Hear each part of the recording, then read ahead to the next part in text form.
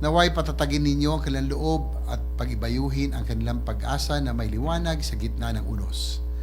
Dalangin po namin na maging tunay na instrumento ang gobyerno sa pagbibigay ng agarang tulong sa bawat pamilyang nangangailangan.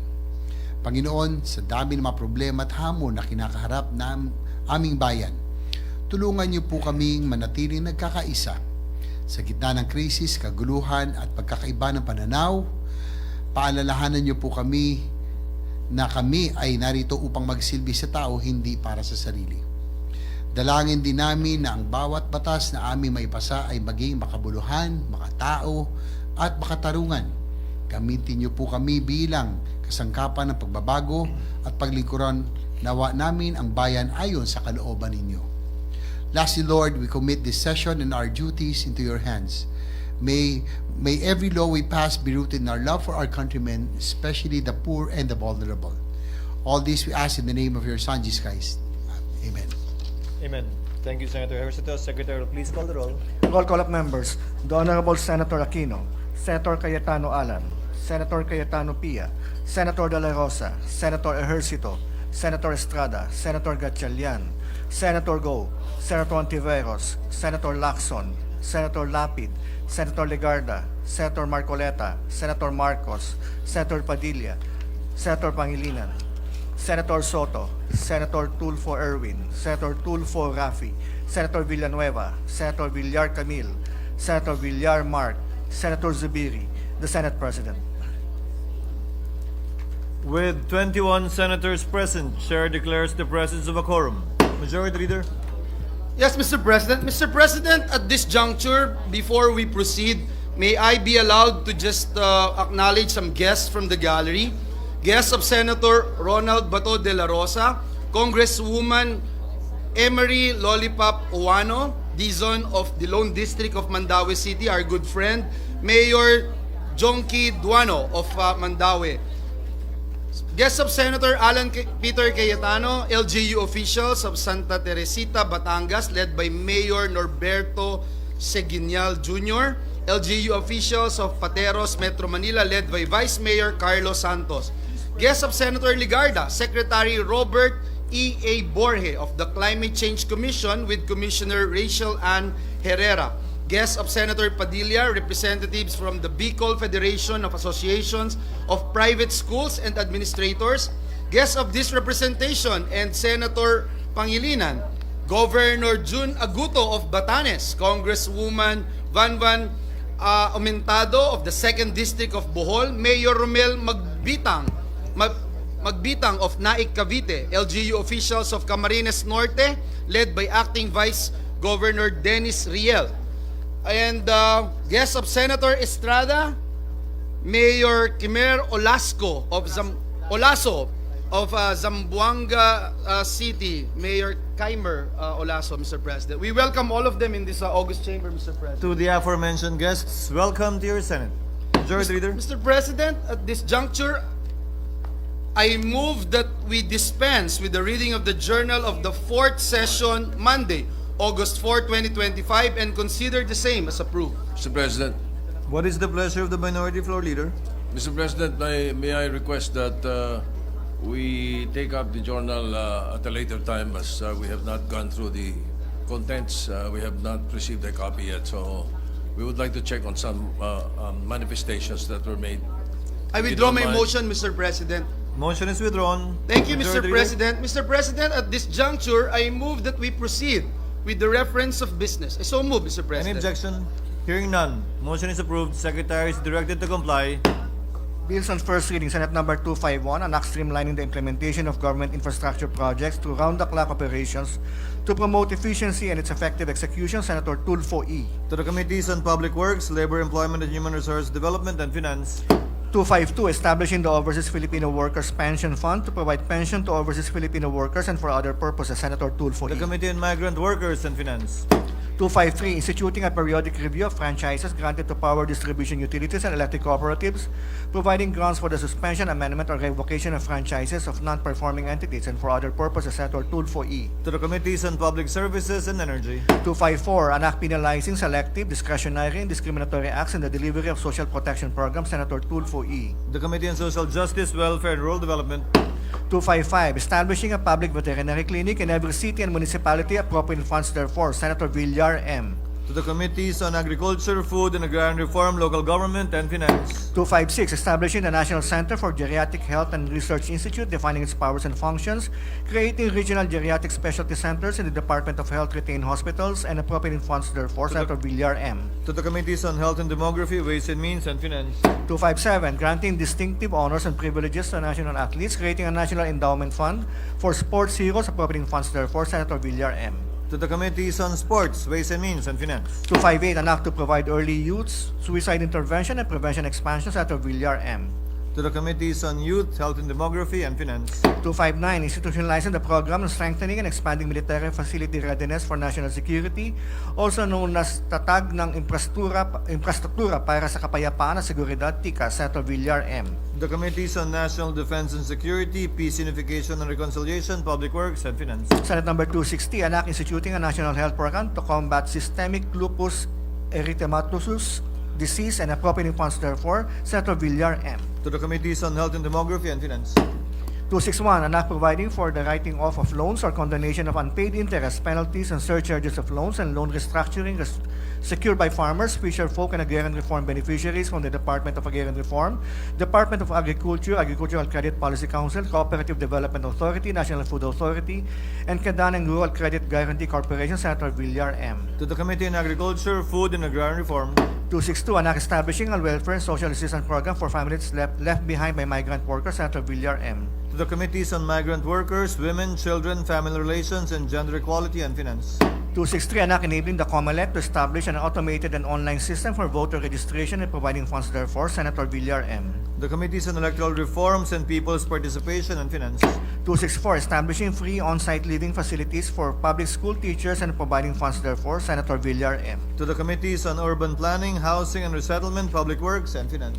265, an act abolishing the excise tax imposed on diesel, kerosene, liquefied petroleum gas, fuel oil, and unleaded gasoline oil, amending Section 148 of the NIRC of 1997 as amended, Senator Aquino IV. To the Committee on Ways and Means. 266, an act to lower the price of electricity by exempting its sale by generation, transmission, and distribution companies and electricity cooperatives from the imposition of VAT, amending Sections 108A and 1091 of the NIRC as amended by RA 9337 and for other purposes, Senator Aquino IV. To the Committees on Energy and Ways and Means. 267, an act increasing the income tax exemption ceiling for individual taxpayers to 480,000 annually, amending Section 224A, 2A, and B of the NIRC as amended, Senator Aquino IV. To the Committee on Ways and Means. 268, an act abolishing the travel tax on Filipinos and on nationals of Association of Southeast Asian Nations member states traveling to other ASEAN member states, Senator Aquino IV. To the Committee on Ways and Means and Tourism. 269, increasing the monthly social pension of senior citizens and expanding the coverage thereof, amending Sections 2 and 5 of RA 7432 as amended by RA 9257, otherwise known as the Expanded Senior Citizens Act of 2010, Senator Aquino IV. To the Committees on Social Justice, Welfare and Rural Development, and Finance. 270, an act providing for free annual medical checkup for Filipinos, Senator Aquino IV. To the Committees on Health and Demography, and Finance. 271, upgrading the minimum salary grade level of nurses from salary grade 15 to 19, amending Section 32 RA 9173, the Philippine Nursing Act of 2002, Senator Aquino IV. To the Committees on Civil Service, Government Reorganization and Professional Regulation, Health and Demography, and Finance. 272, providing for a Magna Carta for barangay officials and personnel, recognizing their role in local governance and service delivery, professionalizing barangay service, granting salaries, benefits, and social protection, and for other purposes, Senator Aquino IV. To the Committees on Local Government, Civil Service, Government Reorganization and Professional Regulation, and Finance. 273, an act providing for a 200 pesos daily minimum wage increase for employees and workers in the private sector, Senator Aquino IV. To the Committee on Labor, Employment, and Human Resources Development. 274, an act promoting profit-sharing arrangement between employers and employees, establishing a national framework and support mechanisms, and for other purposes, Senator Aquino IV. To the Committees on Trade, Commerce and Entrepreneurship, Labor, Employment and Human Resources Development, Ways and Means, and Finance. 275, anak increasing the benefits of barangay officials, amending for the purpose paragraph A, section 393, chapter 4, title 1, book 3 of RA 7160, the Local Government Code of 1991, Senator Escudero. To the Committee on Local Government. 276, institutionalizing a comprehensive social benefits program for uniformed personnel and other qualified auxiliary service members who are killed, wounded, or rendered physically disabled in legitimate actions or operations, creating for the purpose a comprehensive social benefits program, trust fund, and for other purposes, Senator Escudero. To the Committees on National Defense and Security, Peace, Unification and Reconciliation, Local Government and Finance. 277, strengthening PD 1096, the National Bidding Code of the Philippines, as amended by mandating a comprehensive nationwide inspection of buildings and imposing stiffer penalties against building officials who violate the pertinent provisions of the said code, Senator Escudero. The Committees on Public Works and Local Government. 278, anak mandating the full accounting of all disaster relief or donations received by the Philippine government for natural and human-induced calamities, Senator Escudero. To the Committee on Finance. 279, Philippine Immigration Act, Senator Escudero. To the Committees on Justice and Human Rights, Civil Service, Government Organization and Professional Regulation and Finance. 280, anak allocating a fixed percentage of the proceeds from the disposition of forfeited properties in corruption cases to the Office of the Ombudsman, amending Section 6 of RA 1379, the forfeiture law, Senator Escudero. To the Committee on Justice and Human Rights. 281, amending Section 20, Chapter 2, Title 8 of NIRC Code of 1997 as amended, Senator Escudero. The Committee on Ways and Means. 282, anak providing for the automatic promotion of government officials and employees upon retirement from government service and for other purposes, Senator Escudero. To the Committees on Civil Service, Government Organization and Professional Regulation and Finance. 283, anak granting tax exemptions and incentives to accredited film industry stakeholders and establishing the Nora Honor Award for Film Excellence, Senator Escudero. To the Committees on Public Information and Mass Media, Ways and Means, and Finance. 284, promoting rice security by ensuring the adequate supply and stable price of rice and strengthening the mandate of the NFA, amending RA 8178, the Agricultural Tarification Act as amended, Senator Escudero. To the Committees on Agriculture, Food and Agrarian Reform, Ways and Means, and Finance. 285, defining and prohibiting political dynasties, providing penalties therefore and for other purposes, Senator Pangilinan. To the Committees on Electoral Reforms and People's Participation and Constitutional Amendments and Revision of Codes. 286, anak allowing disclosure of deposits, repealing for the purpose the pertinent laws on secrecy of deposits, Senator Pangilinan. To the Committee on Banks, Financial Institutions, and Currencies. 287, anak instituting a national land use policy, providing the implementing mechanisms therefore and for other purposes, Senator Pangilinan. To the Committees on Sustainable Development Goals, Innovation and Futures Thinking, and Finance. 288, providing for the management, control, regulation, and utilization of rainwater runoff and the improvement of ecological characteristics of catchments to address flooding and water supply needs in urban and rural centers, creating the necessary institutional mechanisms therefore, Senator Pangilinan. To the Committees on Public Works and Sustainable Development Goals, Innovation and Futures Thinking. 289, regulating the manufacturing, importation, and use of single-use plastic products and providing penalties, levies, and an incentive system for industries, business enterprises, and consumers thereof, Senator Pangilinan. The Committees on Environment, Natural Resources and Climate Change, Trade, Commerce and Entrepreneurship, Ways and Means, and Finance. 290, anak providing for a Magna Carta for dignified commuting, creating the National Office of Commuter Affairs, appropriating funds therefore and for other purposes, Senator Pangilinan. To the Committees on Public Services and Finance. 291, anak establishing the Philippine National Public Park System and appropriating funds therefore, Senator Pangilinan. To the Committees on Urban Planning, Housing and Resettlement, Tourism, Ways and Means, and Finance. 292, anak establishing a national energy policy and regulatory framework for facilities utilizing waste to energy technology, Senator Zubiri. To the Committees on Energy, Environment, Natural Resources and Climate Change, Ways and Means, and Finance. 293, anak creating the Mindanao Railways Authority, prescribing its powers, functions, and duties, amending RA 4156, appropriating funds therefore and for other purposes, Senator Zubiri. To the Committees on Government Corporations and Public Enterprises, Public Services, Ways and Means, and Finance. 294, anak institutionalizing the Philippine Bamboo Industry Development Program, appointing funds therefore and for other purposes, Senator Zubiri. To the Committees on Trade, Commerce and Entrepreneurship, Ways and Means, and Finance. 295, establishing the Medical Reserve Corps and appropriating funds therefore, Senator Zubiri. To the Committees on Health and Demography and Finance. 296, Philippine Immigration Act, Senator Zubiri.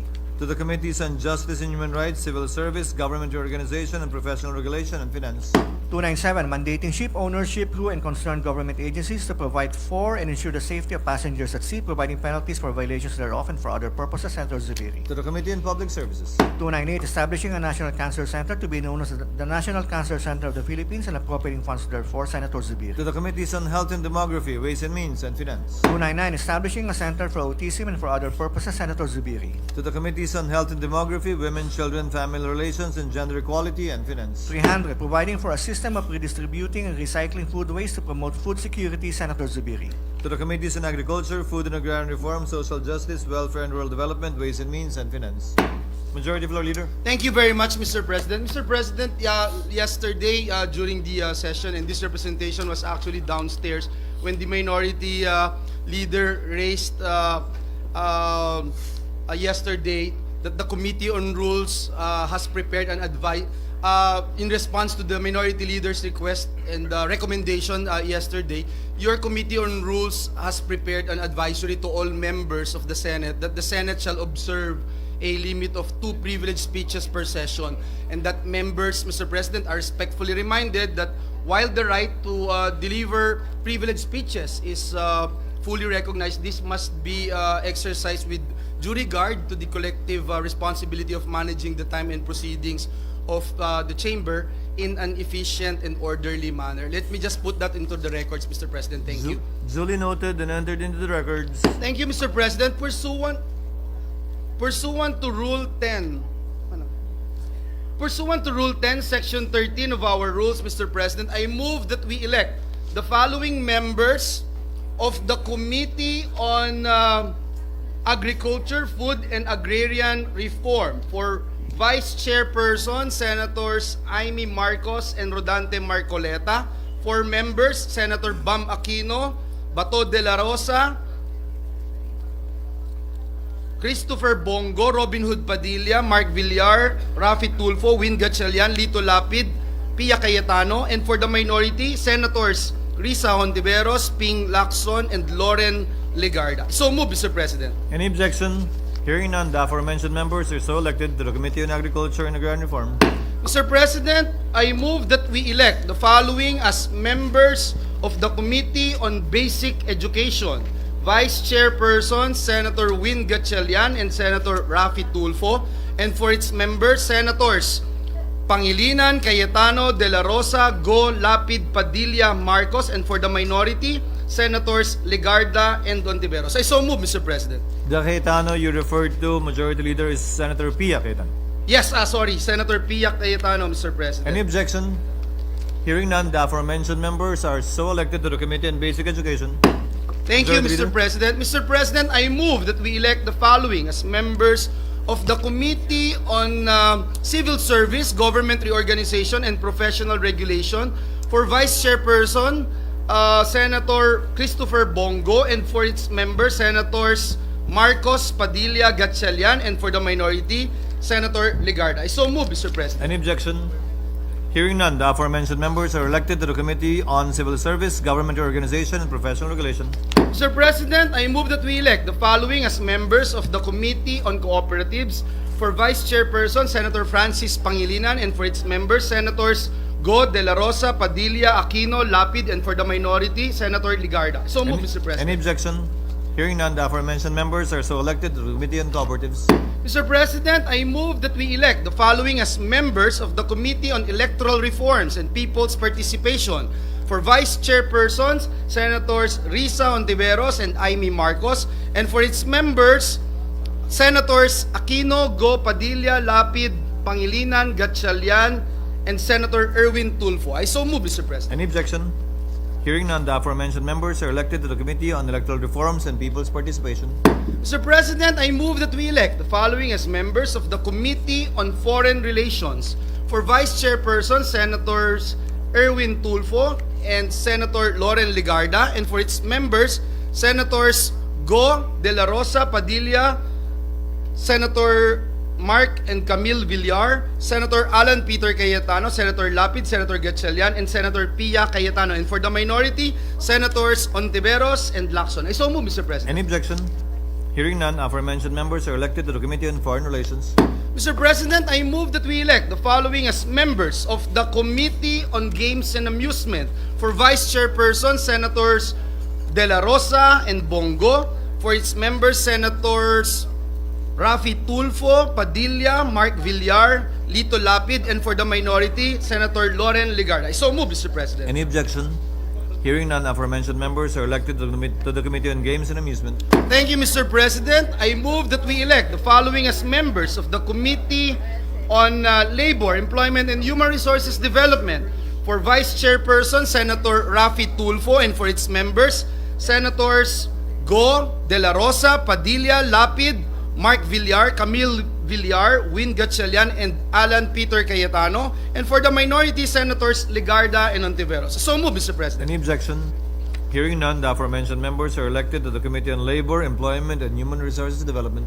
Thank you, Mr. President. I now move that we elect the following as members of the Committee on Local Government. For Vice Chairperson, Senator Ronald Bato de la Rosa, and for its members, Senators Go, Raffy Tulfo, Erwin Tulfo, Mark Villar, Padilla, Lapid, Marcos, Gatchalian, and Bam Aquino. And for the minority, Senators Legarda and Lacson. I so move, Mr. President. Any objection? Hearing none, the aforementioned members are hereby elected to the Committee on Local Government. Thank you, Mr. President. I now move that we elect the following as members of the Committee on Migrant Workers. For its Vice Chairperson, Senators Marcos and Bongo. And for its members, Senators De La Rosa, Padilla, Mark Villar, Lapid Aquino, Erwin Tulfo, Gatchalian, and for the minority, Senators Legarda and Ontiveros. I so move, Mr. President. Any objection? Hearing none, aforementioned members are hereby elected to the Committee on Migrant Workers. Thank you, Mr. President. Pursuant to Rule 10, Section 13 of our